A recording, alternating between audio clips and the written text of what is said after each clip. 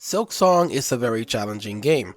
It is so hard that the outcry of the community forced the developers to nerf it entirely. Enemies who used to do 2 mask of damage now deal 1 to the player. This change was well received. Instead of dying in 2 hits and potentially losing all your currency, players could afford to play more aggressive without being heavily punished for 1 mistake. But there's a group of players where this change did nothing. A group of players that, for them, taking 1 hit, no matter if it's 5 masks or half a mask, is not an option. And those are hitless runners. Hitless runners have existed since the early age of gaming, but this particular challenge took a turn and exploded in popularity after the events of Hop's hitless run in Dark Souls 1. World record! Since that moment, runners from all around the world will seek out all types of games to conquer just like Hop did. And when Hollow Knight came out, it didn't take that long for it to garner interest in the hitless community. Due to that, this game has been beaten without a hit in a lot of categories, with the most impressive run being 112% hitless by Diego. Vale. With such a dedicated community, there's no question that hitless runners will dive on the opportunity to beat Silksong without getting hit. The question is, who will be the first? Surprisingly enough, in just 27 days after the release of Silksong, the player Hunt Hustle will become the first player to beat Silksong without getting hit.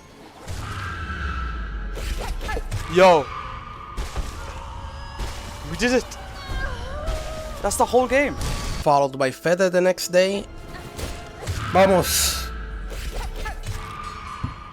And Jack Knights a few days later. For such a game known for its high difficulty, the fact that someone will beat it hitless in less than a month of its release is truly an impressive feat. And so, to understand how this was possible, we'll go through the world's first hitless run by Hunt, explain the route taken, and some of the strategies used to conquer Silksong.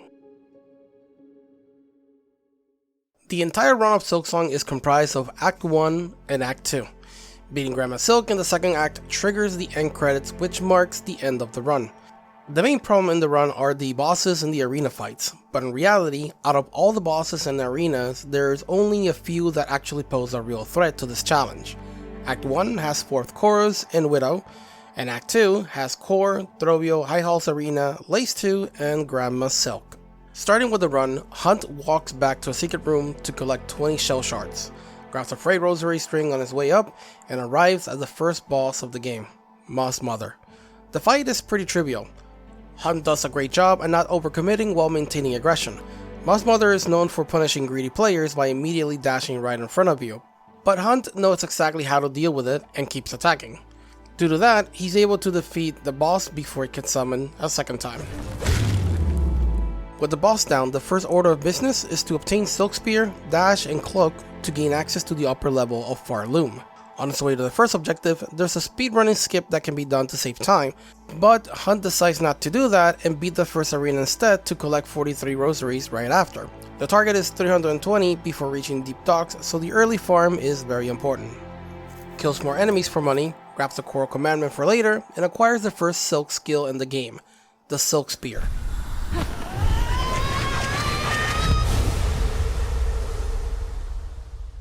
Silk Spear is an offensive ability.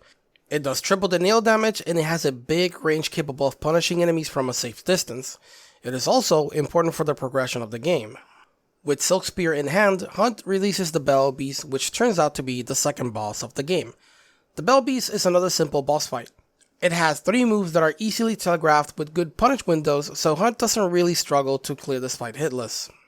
The next target is Lace, but this boss can't be accessed yet without obtaining the dash, which is guarded by the Hunter's March Arena, a 4-way fight containing 2 Scar Scouts, an enemy that tends to be a problem due to the random jumps. Thankfully, the arena is not that difficult. Hunt uses double Silk Spear on the first scout, basics the small ones, and double Silk Spear the last scout to win the fight. After that, he collects the dash, and decides to go for the Deep Docks Arena. This particular arena is completely optional, but it guards the Smith Merchant, which holds one of the main tools of the entire run, Sting Shards. Sting Shard is a trap that can be placed in the air. It has great utility due to its ability to pull enemies in and does double the base nail damage with the potential to do 3 to 7x with each crafting kit obtained, so it's too good to pass out. The arena is somewhat similar in difficulty to the previous one. With a combination of pins and silk spear, Hunt makes quick work of the fight. Then buys Sting Shard plus crafting kit for 320 rosaries and moves on to the next boss fight. Lace has a total of 4 moves, plus a parry that can be abused for 2 free hits after dodging. Due to Lace being slow in the first encounter, Hunt is able to punish every single attack the boss throws at him without any risk of getting hit. Basic attacks and Silk Spear are on the table, and once second phase kicks in, Hunt takes the opportunity to Silk Spear the AoE attack for free damage. After a few more hits, the fight ends and Lace makes a tactical retreat. With Lace out of the way, Hunt goes and obtains the cloak after doing the side quest, backtracks for a bone scroll, and arrives at the first gatekeeper of this run. Is what I would say if Hunt didn't perform a phase 2 skip. Let me explain.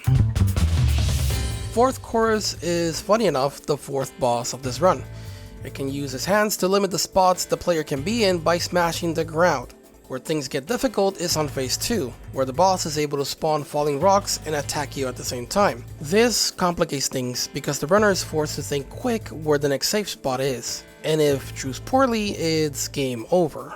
But if the player knocks the boss a second time, it doesn't have to deal with the falling rocks anymore and gains access to the boulder in the ceiling that ends the fight. The thing is, you don't need to wait till the end to break the rock.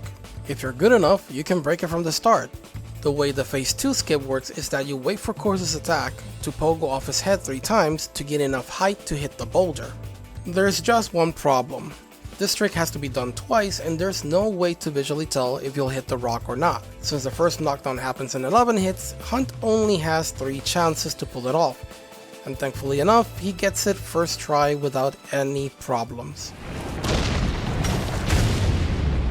Greymoor is one of the more easier sections of the entire run. And here, Hunt collects a bone scroll for more rosaries, does the mini arena using Sting Shards, and beats the boss of the area with very little problems. Next up is Shellwood. The platforming is a bit more challenging in this area. There's enemies with random movement and pogo sections become more precise, but Hunt goes through it pretty convincingly. Clears the Shellwood arena with the Sting Shard Silk Spear combo, performs a skip that avoids the sister boss fight, and grabs the wall jump ability. After this, the intended path is to the right, but Hunt decides to drop from the left to increase the chances of survival. Which brings us to Widow.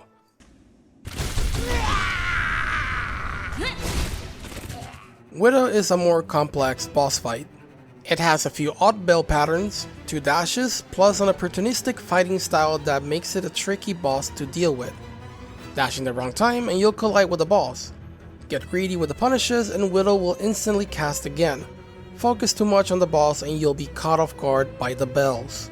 On phase 2, Widow ramps up the pressure by constantly casting bells and choosing to dash at you at any time. And if you're not paying attention to what direction the bells bounce to, you'll easily get hit. This can be overwhelming for any casual player, but Hunt is not fazed by it, and plays it smart while maintaining aggression. With a combination of pogos and Silk Spear on the dashes, and doing basic attacks when Widow chooses to cast bells, he optimally punishes the boss whenever the opportunity rises, thus ending the fight without taking a hit. Now that Widow's down, Bellheart goes back to normal. And at this point, the runner takes the time to do extra setup for the rest of the game. It starts by selling relics for rosaries, upgrading the nail for the first time, and upgrading the Hunter's Crest, which gives you 25% bonus damage on your nail as long as you don't take any damage. If you ask me, that's the perfect crest for this challenge. This is the point in the game where the intended path is to go through blasted steps and fight the last judge to gain access to the Citadel. But there's actually a back door to the Citadel, and that is by going through the mist. This in turn removes the need to ring the 5 bells, and it awards you with a very useful Silk ability upon defeating Phantom, the last boss of Act 1. So Hunt goes through Sinner's Rest, grabs the barbed wire along the way which increases the nail damage by 20, successfully clears the mist, and defeats Phantom, which marks the end of Act 1.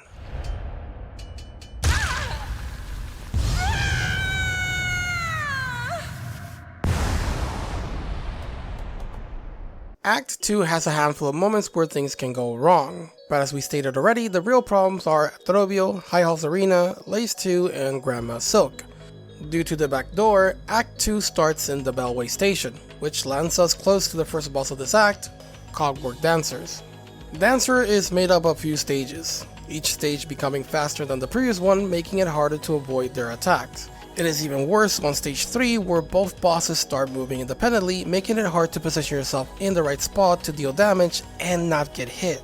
To avoid these problems, Hunt utilizes a cheese strat where you stand on the edge of the arena and jump over the attacks that are coming his way, simplifying the entire fight. After defeating Dancers, the game explains that in order to reach the end, the player must gather 3 melodies, that being Vault-Keeper's Melody, Architect Melody, and Conductor's Melody. All 3 of them can be done in any order, but to get the Architect and Conductor's Melody, the Clawline ability is needed.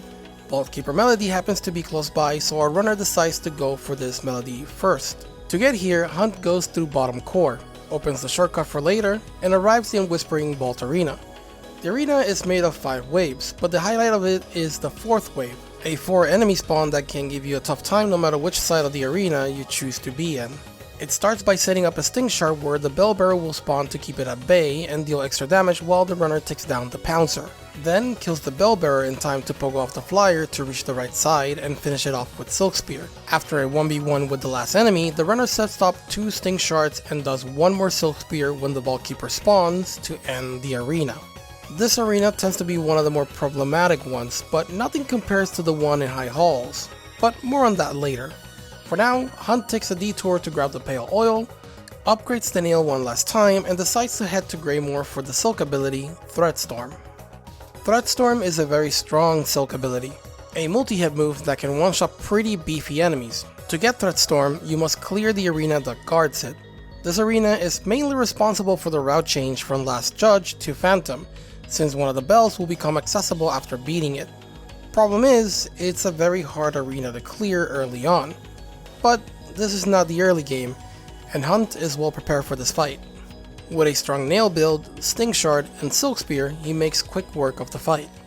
Right after that, he grabs Threatstorm, upgrades the crafting kit a second time, and goes back to the Citadel to challenge one of the biggest problems in Act 2. Trovio has 4 attacks, a multi-explosion, a set of 3 projectiles that can bounce off surfaces and detonate, mines that explode vertically, and a tornado that spawns smaller tornadoes after it's done. Trovio can also go underground and do one of 3 things: surface, go up in the air, or spawn balls in the center. What makes Trovio dangerous is not one of these attacks by itself, it's the ability to layer multiple of them at the same time. And for that, a way of avoiding these problems is essential. Hunt's choice is the Silk ability gained from defeating Phantom, the Cross-Stitched, one of the best Silk skills for this fight.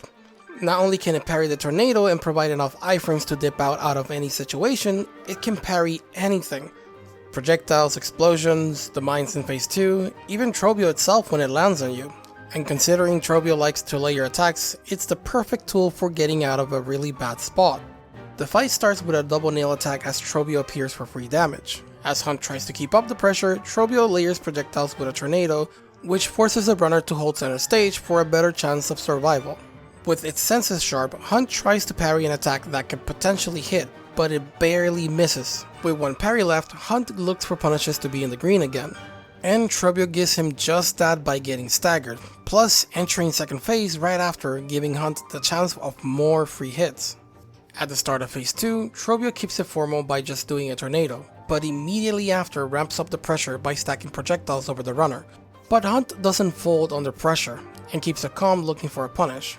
Once the dust have settled, the runner racks up a few punishes which awards him another stagger onto Trovio for free hits. As the match is coming to an end, Trovio transitions into the right side where Hunt is waiting with a parry. The parry connects, but it leaves Hunt in a difficult scenario where he has 1 parry left, explosions ready to connect at ground level, and another set of projectiles coming out from Trovio. The runner jumps over the first set and looks to stitch on the second set, but the parry misses the projectile, potentially leaving Hunt in a top spot right after. But as the parry frames are about to be over, the ball that was just behind the first one manages to connect, giving Hunt a parry that clears the screen, getting him out of potential danger. By dashing up to Trovio and doing 1 more basic attack, Hunt ends the fight while remaining hitless. Clawline and the Melody are still in the menu, so the runner goes through the elevator gated by Trovio and reaches the Underworks. There he goes through some scary sections where the floor is basically lava, and after some careful platforming obtains the Clawline. Clawline is a very useful tool. On a game where the enemies like to bait the player into a mistake by retreating, this ability cancels out that strategy. With Clawline in hand, the second and third melody become available. On its way to the first melody, Hunt does the second and easiest arena of Act 2. With good use of Sting Shards and Threat Storms, he makes quick work of the fight. Right after that, he buys the last crafting kit of the run, and after some more platforming, he arrives at the first melody. 1 down, 3 to go. Hunt's choice for the second melody is the Architect located at the top of the core. Here is where most of the difficult platforming exists in this run, but for Hunt it's a walk in the park. He even does a speedrun skip to save a couple seconds and potentially make it safer. A few pogos and clawlines later, Hunt arrives at the top, thus collecting the second melody. 2 down, 1 more to go. The Conductor's melody is the hardest melody to get. Not only it holds the hardest arena of the game, there's also Claw Maidens that can appear randomly in different parts of the map with no warning whatsoever. Worst part is, they can appear right on top of you as you're running. The only saving grace is that their appearance is rare, and they can also spawn behind you, giving you a free pass. In Hunt's case, it seems like luck may have been in his favor. Room with the Grand Reed? Nothing. The long haul right before the climb?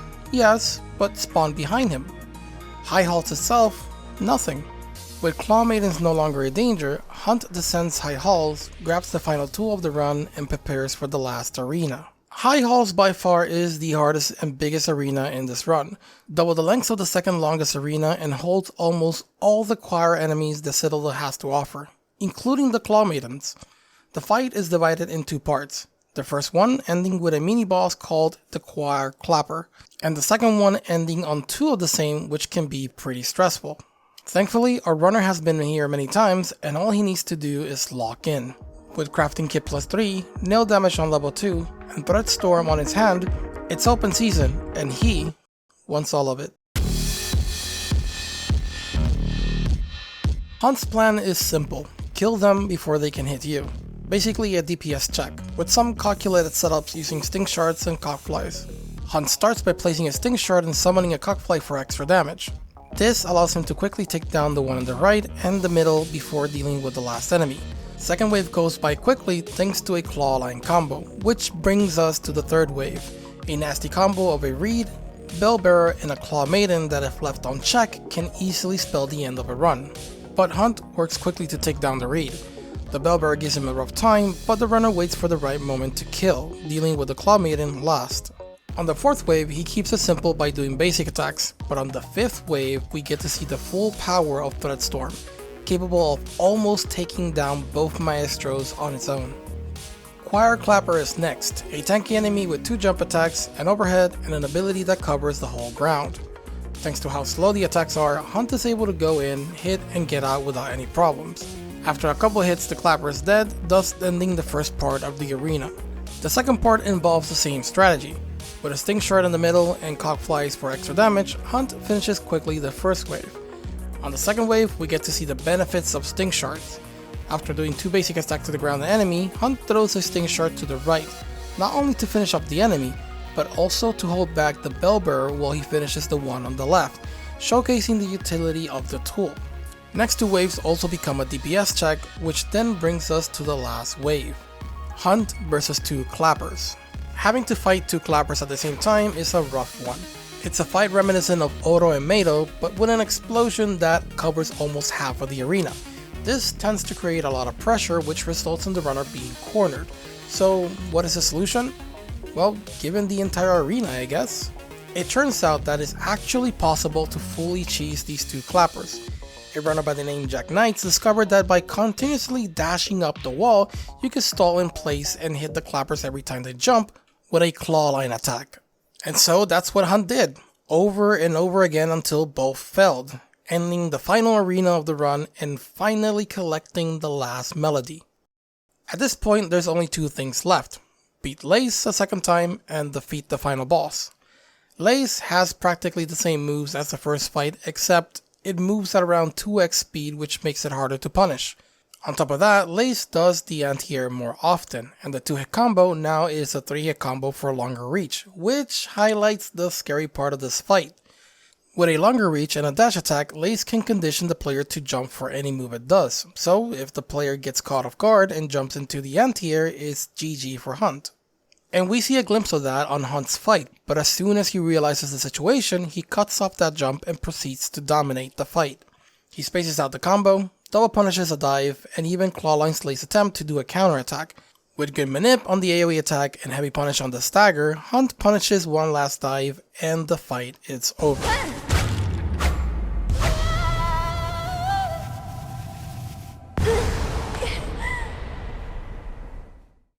At last, the final moments have come where Hunt faces the one thing standing before him and the world's first.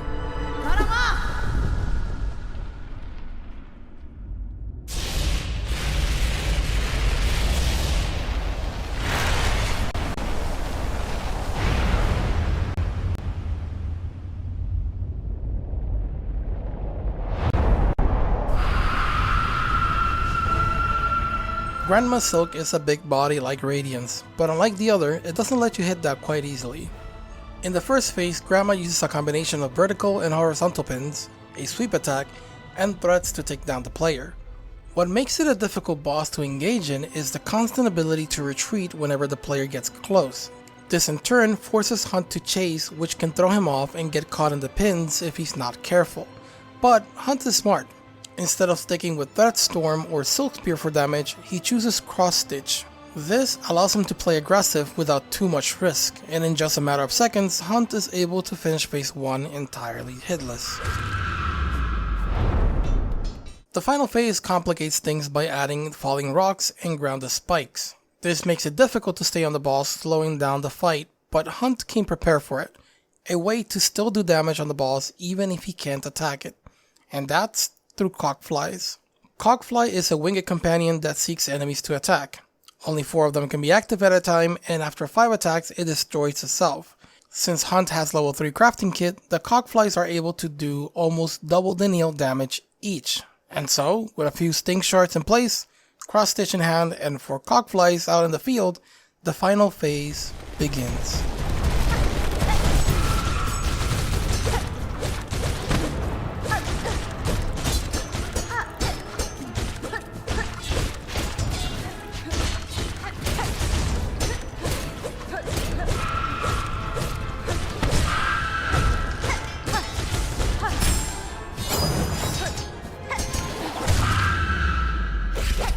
Yo!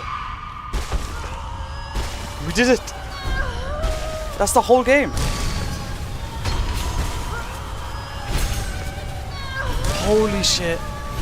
That was the first run of the day.